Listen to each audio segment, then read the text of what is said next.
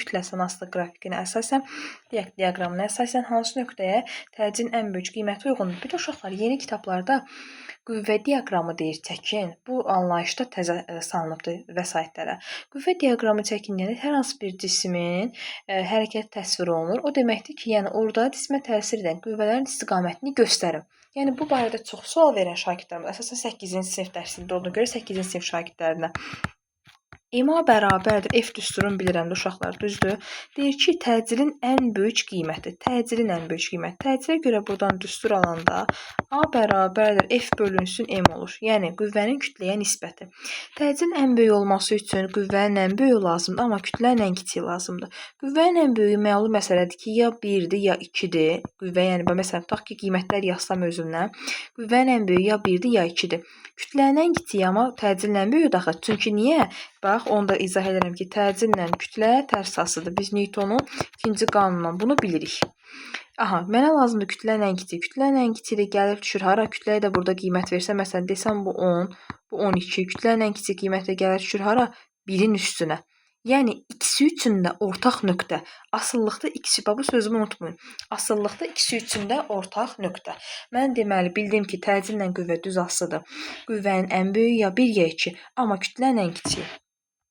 Sonra baxıram 50-ci suala. Deyir ki, cismə bir-biri ilə qarşılıqlı perpendikulyar 3 qüvvə təsir edir. F1 bərabər F2, o da bərabər F-ə. Verilənləri burada da yazsam yaxşı olar. Bir növ başa düşərəm də yaza. Bax, bunu həmişə yazmağın tərəfdarı olun uşaqlar. Şifahi həll etməkdən qaçın hər bir halda. Ən asan sual da olsa. Bu sizdə əgər hər sualı şifahi baxmağa ucu vərdişir, bu sizdə necə deyim? Hər dəfə belə yanaşdıqca, asan da məsələn, verilib də burada niyə yazdım? Amma mən yazdım. Niyə bu cür vərdiş eləmək lazımdır? Ən asan suala da diqqətlə yanaşmaq lazımdır. Elə bir nüansı da uşaqlar, bir sualla hər şey həll oluna bilir, bir də görürsünüz. Və yaxud da ki, niyə sən o cür çətin mövzular öyrənirsən? Niyə sən gedib bildiyi testə səhv yazasan, diqqətsizliyin, tənbəlliyin ucbatından? Deməli, mən baxıram ki, birinci nəyə? Elə bir ki, F2 yoxdur uşaqlar. Birinci həmişə mən sizə demişəm ki, ya yuxarı aşağı gedənləri, ya da sağ-solu həll eləyin. F1 ilə F3 nədir? Bax, yazıram ki, F1 və F3 necə yönəliblər? Əks yönəliblər, düzdür? Və baxıram ki, F1-in qiyməti F-ə bərabərdir, F3-ün qiyməti 2F-ə bərabərdir. 1-3-ün əvəzləyicisini tapanda mən neyniyəcəm? Hansından hansını çıxacam? F3 ilə F1-i müqayisə edəndə F3 F1-dən böyük olduğuna görə təbii ki, 3-dən 1-i çıxacam da, düzdür? F3 nəyə bərabərdir? 2F-ə. F1 nəyə bərabərdir? F-ə. Bu fərq də mənə verəcək F-i. Deməli, bu iki qüvvənin əvəzləyicisi F-ə bərabərdir. Plus da uşaqlar bir də yekun əvəzləyici əks istiqamətdə yönələn qüvvələr üçün necə istiqamətlənir? Böyük tərəfə. Yekun əvəzləyici yönələcək, bax, F3 tərəfə. F2-ni silirəm. Aha, ikinci mərhələ nəyə baxıram? Bax, ayrıca da qeyd edirəm. Bu F1-3-ün əvəzləyicisi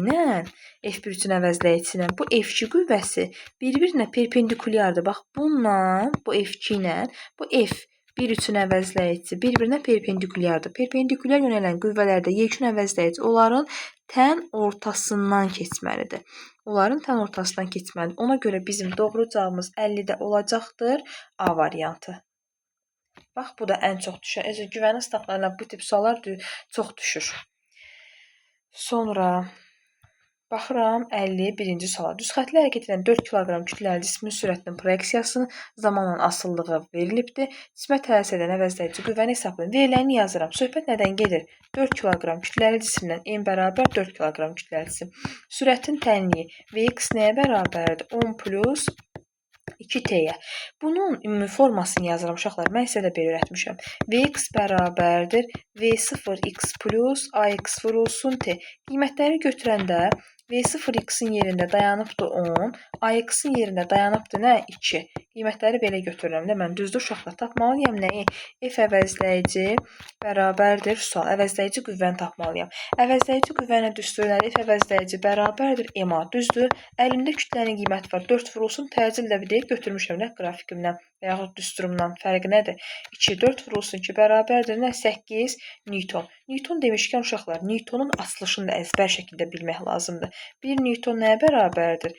1 kiloqram vurulsun metr bölünsün saniyənin kvadratı. Əslində uşaqlar bu 1 kiloqram vurub 1 metr böl 1 saniyə kvadratıdır. Amma bilirsiniz ki, bir önəm